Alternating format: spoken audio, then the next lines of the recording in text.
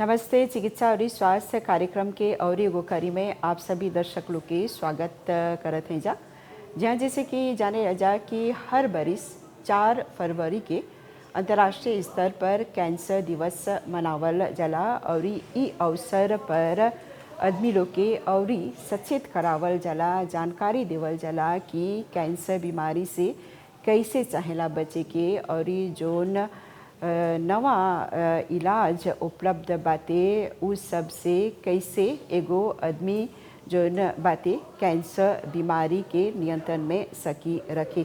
तो हमने ई प्रोग्राम के ज़रिए आप लोग के अन्य हैजा नेशनल कैंसर सेंटर में जहाँ पर हमने के डॉक्टर सोहन जी ज़्यादा जानकारी दियन कि कैसे हैजा परी इलाज उपलब्ध करावल जाला और कैंसर के कौन कौन लक्षण है। तो चली जा उनकर से भेंट करी जा। तो जैसे कि आप लोग के बोले जा कि आज चिकित्सा और स्वास्थ्य प्रोग्राम में हमने एक कैंसर बीमारी के बारे में आप लोग के जानकारी दे खातिर अन्य हैजा नेशनल कैंसर सेंटर में और हैजा परी हमने के संगे हवन डॉक्टर सोहन जी। आप जैसे क्लिनिकल ऑन्कोलॉजिस्ट हवा तो हमने सबसे पहला ये जाने खोजब जा कि मॉरिशस में कैंसर की स्थिति कौन सी बात है।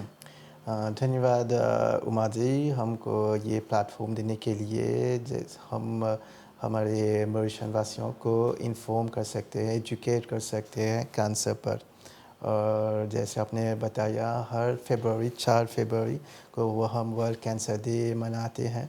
तो ये एक अपॉर्चुनिटी है कि ये बीमारी जो बहुत लोगों के लिए स्टिल ताबू होते हैं, तो उनको ज़्यादा जानकारी देने के लिए ये एक प्लेटफॉर्म होता है। हम बहुत कर सकते हैं। हम ये पॉपुलेशन जर्नल पर जो कैंसर मीट्स होते हैं, जो सब तरह के इलाज होते हैं, उन सब पर इंफॉर्मेशन दे सकते हैं। तो ज़रूरी टू एम्फसाइज कि हम मॉरिशस में एक नेशनल कैंसर रजिस्ट्री होता है। तो ये नेशनल कैंसर रजिस्ट्री हर साल स्टैटिस्टिक देता है कि कितने न्यू कैंसर केसेस होते हैं और depending which type of cancer also statics देता है। और मोर्टालिटी यानी कि कितने डेथ होते हैं कैंसर एसोसिएटेड। तो जो cancer registry the latest one, उनमें हम देखा जाता है कि ईयर 2022 में 3,201 न्यू कैंसर केसेस वर डायग्नोज। और उन न्यू केसेस में 1,387 पुरुष में थे और 1,814 स्त्रियों में थे। और पुरुष में प्रोस्टेट कैंसर नंबर 1 है, 261 न्यू केसेस। और colorectal second 193 new cases. Lung यानी फेफड़े third 101 new cases. Bladder fourth one 74 new cases और stomach fifth one 66 new cases। स्त्रियों में हम देखते हैं कि ब्रेस्ट कैंसर नंबर 1 है, 617 न्यू केसेस। दूसरे स्थान पर है कॉर्पस यूटेराई 168 न्यू केसेस। तीसरे स्थान पर है कोलोरेक्टल कैंसर 157 न्यू केसेस। चौथे ओवेरियन 135 न्यू केसेस और पांचवा है सर्विक्स यूटेराई 98 न्यू केसेस। मोर्टालिटी यानी कि कितने डेथ एसोसिएटेड हैं कैंसर से, तो हमने इस कैंसर रजिस्ट्री में ये पता चलता है कि 1,577 कैंसर डेथ्स होते हैं, यानी कि डेथ ड्यू टू कैंसर। 751 पुरुष में और 826 स्त्रियों में। पुरुष में Colorectal cancer number 1 है 110 deaths, second prostate 105 deaths, and lung cancer third 105 deaths. तो स्त्रियों में breast cancer 219 deaths, it was the main cause of death.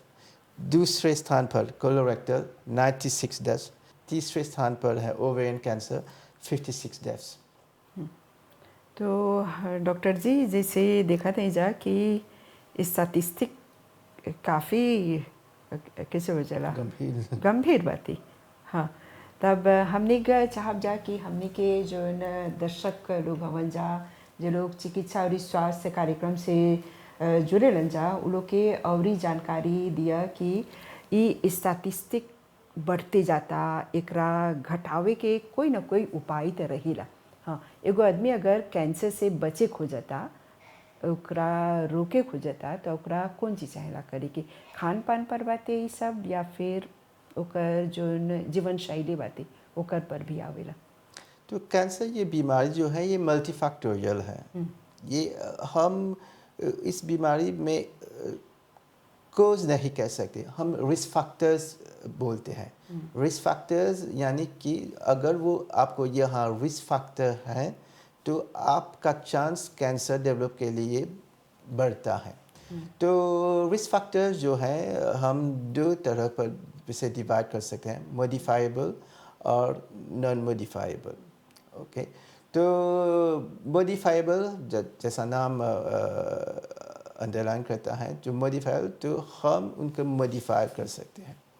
तो उसमें है ओबेसिटी, लैक ऑफ एक्सरसाइज, अगर आप बैलेंस डाइट नहीं लेते हैं, cigarette smoking, alcohol, sedentary lifestyle, and अगर हमारे पॉपुलेशन में नहीं, मतलब मेनी यूरोपियंस में like excessive exposure to sunlight, ये हैं जो हम मॉडिफाइबल रिस्क फैक्टर। तो अगर ये आपके रिस्क फैक्टर है, जैसे आप अल्कोहल पीते हैं, स्मोक करते हैं, तो it's high time to stop everything, reduce या बंद करने के लिए। तो ये है modifiable risk factor. Non modifiable risk factors ये हम मॉडिफाई नहीं कर सकते। ये हैं like age, like sex, like genetic mutations, familial history, हम कुछ भी नहीं कर सकते। लेकिन अगर मानते हैं कि आपके फैमिली में लेट्स से ब्रेस्ट कैंसर है, आई मीन माँ या नानी या कजिन में, तो उसको ध्यान में रखना चाहिए और आपको स्क्रीनिंग करना चाहिए। तो नॉन मॉडिफाइबल है, लेकिन हम कुछ कर सकते हैं प्रिवेंशन के like prevention, early screening, mammography screening कर सकते हैं। तो इन रिस्क फैक्टर्स को जानना बहुत ज़रूरी है, सो आज टू नो क्या कर सकते हैं to reduce the risk of ये बीमारी डेवलप करने में। और ये कैंसर जो है ये एगो ऐसन बीमारी है, यानी दुआ ऐसन बीमारी विश्व में जो मौत के खतरा उत्पन्न करेला। हाँ, स्टैटिस्टिक जैसे बतावता विश्व भर में सैकड़ों लोग के जान जाला और ये मॉरिशस में फिर भी बहुत इलाज के सेवा उपलब्ध बाती, बहुत से गाइडलाइंस भी देवल जाला मरीज लोग की। फिर भी आपसे ये जाने खोजब कि ये कैंसर जोन बातें एकर से लड़का भी खतरा में बा। बच्चे भी खतरा है कैंसर डेवलप में। तो around 1% of total number of new cases बच्चे में होते हैं। और बच्चे में जो कैंसर होते हैं कॉमनेस्ट वो है leukaemias, lymphomas, brain tumours, nephroblastoma, neuroblastoma. तो ये कैंसर बच्चे में होते हैं। और वृद्ध लोगों को भी हमने अस्पताल का जब दौरा किया तो देखा कि बहुत से वृद्ध यहाँ पे इलाज कर रहे हैं। क्या वृद्ध को ज़्यादा खतरा है वृद्ध कैंसर होने का? वृद्ध सीनियर सिटीज़न जो है हमारे। जैसे मैंने बोला एज एक modifier non modifier risk factor है। तो जैसे हम ज़्यादा एज होते हैं तो कैंसर रिस्क इंक्रीज होता है। और ये वन ऑफ द फैक्टर्स के हम बोलते हैं कि आज क्यों इतने कैंसर केसेस हैं, क्योंकि हम ज़्यादातर till we are living to like we are living longer now. तो हम and as you live longer आपके शरीर में ज़्यादा म्यूटेशंस होते हैं और एज एक रिस्क फैक्टर है तो कैंसर डेवलपमेंट में। इस नेशनल कैंसर सेंटर के बारे में आप हमें बताएं कि यहाँ पर मॉरिशस भर के लोग आते हैं और यहाँ पर जो हैं जो सेवा उपलब्ध है उस पर थोड़ा सा और जानकारी दीजिए। ओके तो यहाँ हॉस्पिटल जो है हम उसके एक कम्प्रिहेंसिव कैंसर हॉस्पिटल बताते हैं। तो यानी कि जो भी इन्वेस्टिगेशन चाहिए कैंसर के ट्रीटमेंट में और जो भी ट्रीटमेंट चाहिए सब अंडर वन रूफ में है। ओके तो यहाँ एक डेडिकेटेड रेडियोलॉजी डिपार्टमेंट है जहाँ हम बहुत सारे रेडियोलॉजिकल इन्वेस्टिगेशन करते हैं। तो वहाँ यहाँ एक्सरे मशीन्स हैं, यहाँ सीटी स्कैन मशीन्स हैं। We have a 256 slice CT scan, MRI है और मामोग्राफी मशीन भी है, डिक्सा स्कैन है। तो all these investigations बहुत ज़रूरी है कैंसर के मैनेजमेंट में। और वो हम एक यहाँ एक we have a dedicated laboratory also जहाँ हम खून का एनालिसिस करते हैं और जो रिजल्ट्स जल्द ही मिल सकते हैं। और जो भी ट्रीटमेंट है कैंसर के लिए यहाँ पर है एग्जिस्ट है। तो ट्रीटमेंट तो फर्स्ट है कीमोथेरापी। तो कीमोथेरापी जो है ये दवाई देते हैं, यूजुअली इंट्रावेनस देते हैं, बट टैबलेट्स भी होते हैं कीमोथेरापी के लिए।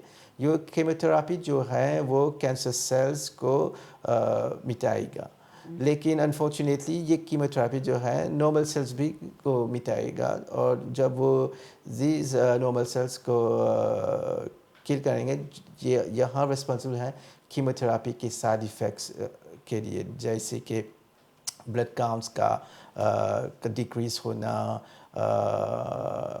आपका हेयर का झड़ना, नोजिया, वोमिटिंग, डायरिया, जो पेट में दर्द, ये साइड इफ़ेक्ट्स का कीमोथेरेपी का होता है। और दूसरे ट्रीटमेंट है रेडियोथेरापी। रेडियोथेरापी ये हम हाई एनर्जी एक्सरेज का इस्तेमाल करते हैं इन कैंसर सेल्स को मिटाने के लिए। और मैं ये कहूँगा कि यहाँ 2 लाइनक्स हैं, लीनियर एक्सेलरेटर्स, जिससे हम पेशेंट्स को ट्रीट करेंगे। और जो रेडियोथेरापी हम यहाँ प्रोवाइड करते हैं एक very sophisticated type of radiotherapy है जो हम कैंसर को मैक्सिमम डोज दे सकते हैं और जो ऑर्गन आसपास हैं हमको उन्हें मिनिमल रेडियोथेरापी डोज देंगे। लेकिन अदर ट्रीटमेंट्स भी हैं लाइक हार्मोनल ट्रीटमेंट, जैसे ब्रेस्ट कैंसर में ये पिल्स होते हैं, ओरल मेडिकेशन होते हैं ब्रेस्ट कैंसर को के ट्रीटमेंट के लिए। हमारे पास टारगेटेड थेरापी भी है। Targeted therapy in certain cases like breast cancer and non-Hodgkin lymphoma में टारगेटेड थेरापी भी को हमारे पेशेंट्स का ये को हम दे सकते हैं। और ये अस्पताल अदर डिपार्टमेंट्स ऑल्सो आएंगे, जैसे कि सर्जरी डिपार्टमेंट जहाँ हम कैंसर केसेस को ऑपरेट करेंगे और जैसे एक बोन मारो ट्रांसप्लांट यूनिट ही अब नहीं ऑपरेशन है, बट इन द फ्यूचर ये प्लान में है कि ये अस्पताल एक बोन मारो ट्रांसप्लांट यूनिट भी से इक्विप होगा। हम जैसे हम ल्यूकीमिया केसेस हैं, लिम्फोमा केसेस हैं, ये उन पेशेंट्स का इलाज कर सकते हैं। तो अभी के लिए ये जो बोन मारो ट्रांसप्लांट का जो ऑपरेशन होता है या जो यहाँ इलाज नहीं नहीं होता है, ये in the future it will be there, हाँ, तो provision is has made till now bone marrow transplant का हाँ, नहीं तो ये जो है ये मॉरिशस में नहीं होता है, ये बाहर करना पड़ता है। बाहर करना था। तो जो patients in bone marrow transplant से बेनिफिट होंगे हम उनको अब्रॉड भेजते हैं बोन मैरो ट्रांसप्लांट करने के ये लिए। यानी मंत्रालय या सरकार स्वास्थ्य की तरफ मंत्रालय से के हेल्प से हम इन पेशेंट्स को अब्रॉड भेजते हैं। हाँ, एगो कैंसर पीड़ित अगर वो इलाज करावता अपन फॉलोअप करता त वो कितना हद तक कितना पूछताछ सकी सर्वाइव करी, कितना समय लिख सकी जिए। देखिए ये एक कॉम्प्लिकेटेड क्वेश्चन है, because there are many factors that come into play. पहले जो फैक्टर हैं ये विच टाइप ऑफ कैंसर और कितने अग्रेसिव कैंसर होता है, और दूसरे से क्या स्टेज होते हैं। तो कैंसर का 4 स्टेज होते हैं। तो यूजुअली स्टेज 1 to 2 हम अर्ली केसेस बोलते हैं, स्टेज 3 को लोकली एडवांस और स्टेज 4 मेटास्टेटिक। तो स्टेज 1 अर्ली केसेस अगर हम पेशेंट्स अर्ली डायग्नोज कर सकते हैं तो क्यू पॉसिबल है ट्रीटमेंट से। अगर स्टेज बढ़ता है तो क्यू का प्रोबेबिलिटी डिमिनिश होता है। Like locally advanced cases some cure हो सकते हैं, सम नहीं क्यू हो सकते हैं, लेकिन स्टेज 4 में क्यू नहीं होता है। तो the aim of treatment is to symptoms को एलिविएट करने के लिए और उन पेशेंट्स को ज़्यादातर जीने के लिए ट्रीटमेंट देते हैं। और अदर फैक्टर्स जो है, तो अगर वो पेशेंट अदर बीमारी होता है, लेकिन पॉसिबल है कि पेशेंट को कैंसर है लेकिन वो एक कार्डियक प्रॉब्लम से जान लूज होता है। तो ये जो होते हैं कोमोर्बिडिटीज बोलते हैं। तो ये सेवरल फैक्टर्स डिसाइड करते हैं कि कितने साल या पेशेंट्स का क्यू होगा या नहीं, और कितने साल जी सकता है कैंसर डायग्नोज के बाद। डॉक्टर जी अक्सर देखी जा कि एगो मरीज जोन बाते ओकर में एगो भय रहेला, डर रहेला कि एगो जब एगो दाना निकल गल बाते, एगो घोसिया हो गल बाते तो नहीं आवे को जेला अस्पताल या डॉक्टर लगी। तो हाँ ये हैं और ये रिस्पॉन्सिबल हैं क्यों some patients they come late in the diagnosis, they come late। तो जब भी पेशेंट्स का कोई abnormality है, लाइक सूजन है ब्रेस्ट में, या एगो कफ है जो लाइक 3 सप्ताह 6 सप्ताह महीने परसिस्ट करेगा, अगर वो खून है पेशाब में या स्टूल में, या वो वेटलेस होगा, लाइक उनके कपड़े जो हैं जो लूज हो रहे हैं, तो ये उनके माइंड में ट्रिगर करना है कि कुछ ठीक ना नहीं कुछ है, है। कुछ ठीक नहीं है। और हम मॉरिशस में हम वी आर वेरी फॉर्चुनेट कि कोने कोने पर एक डॉक्टर अवेलेबल हो सकता है, B it at community health centres, area health centres, national I mean regional hospital. अगर वो कोई शक है कि कुछ ठीक नहीं है तो वो उनके एक डॉक्टर के पास जाना चाहिए, वो टेस्ट करेगा। अगर कैंसर नहीं है, कोई बिनाइन है तो ठीक है, अगर कैंसर है तो इलाज करना चाहिए, क्योंकि the more you wait the cancer won't wait, it will continue progressing. और हम नहीं चाहते हैं कि जो कैंसर जो अर्ली स्टेज पर pick up could have been done, we could have treated it very early.